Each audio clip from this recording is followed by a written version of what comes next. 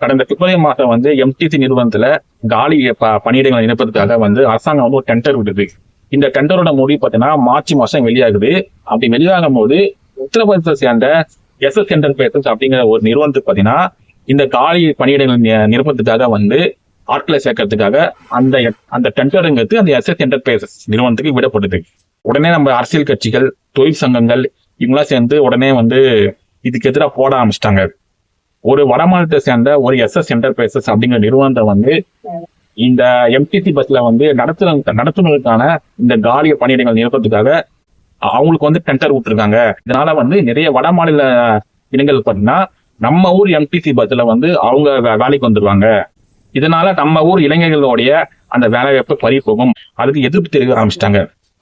நீங்க ஒண்ணு புரிஞ்சுக்கணும், அதாவது டெண்டர் மட்டும் தான் வந்து இந்த உத்தரப்பிரதேச சேர்ந்த இந்த எஸ்எஸ் என்டர்பிரைஸ் அப்படிங்கிற நிறுவனத்துக்கு விடப்பட்டது தவிர அவங்க வந்து முழுக்க முழுக்க வந்து வட மாநிலத்துல இருந்து இந்த எம்டிசி பஸ்ஸுக்கு உண்டான வேலையாட்களை தேர்ந்தெடுக்கல. இந்த எஸ்எஸ் என்டர்பிரைசஸ் மாதிரியான நிறுவனங்களோட வேலையை பார்த்தீங்கன்னா வந்து அவங்க எந்த மாநிலத்துல வந்து அவங்க டெண்டர் எடுக்கிறாங்களோ அந்த மாநிலத்துல இருக்க உள்ளூர் இளைஞர்களை கொண்டு வந்து வேலைக்கு அமர்த்துவதுதான் அவங்களுடைய வேலையே. அதனால வந்து இவங்க வட மாநிலத்தாரர்களை கொண்டு வந்து வேலைக்கு அமர்த்துவாங்க அப்படின்னு சொல்றதுலாம் வந்து ஒரு புரளி தான். அதை யாரும் நம்பாதீங்க. மேன் பவர் சோர்சஸை வந்து திரட்டி கொண்டு வந்து சேர்க்கிற வேலை தான் அவங்களோட வேலை. கவர்மெண்டால பாத்தீங்கன்னா முழுக்க வந்து ஒரு திறமையுள்ள ஒரு வேலையாட்களை தேர்ந்தெடுக்கிறது கஷ்டம். அப்படிங்கும்போது அந்த ஒரு பொறுப்பை வந்து ஒரு நிறுவனத்துக்கிட்ட டெண்டரா விடுறாங்க. பிராக்டிக்கலாவே கொஞ்சம் யோசிச்சு பாருங்க.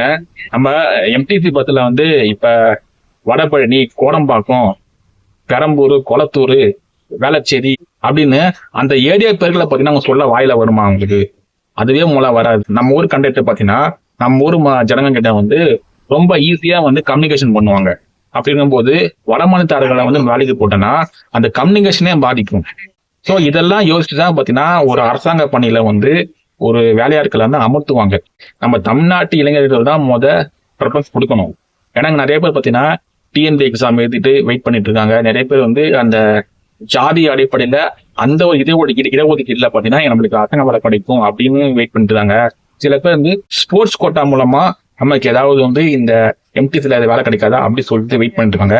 ஸோ இவங்கெல்லாம் புறந்தள்ளிட்டு ஸ்ட்ரைட்டா வந்து ஒரு வடமாநிலத்தாரர்களை கொண்டு வந்து இறக்குறதுங்கிறது இந்த கவர்மெண்ட்டும் செய்யாது. அப்படி செஞ்சதுன்னா அது கவர்மெண்ட்டுக்கு மேல எப்பேற்பட்ட ஒரு வெறுப்பை ஏற்படுத்துங்கிறது நம்ம தமிழ்நாடு முதலமைச்சர் ஜோசப் விஜய் அவர்களுக்கு தெரியாதா? நம்ம சென்னை பஸ்ஸுகள்ல பாத்தீங்கன்னா வந்து தமிழ் தெரியாத வட மாநிலத்தாளர்களை கொண்டு வந்து வேலைக்கு அமர்த்துவாங்க அப்படின்னு நம்ம சொல்றதே பாத்தீங்கன்னா வந்து ஒரு முட்டாள்தனம். அது சாத்தியமல்லாத ஒரு விஷயம்.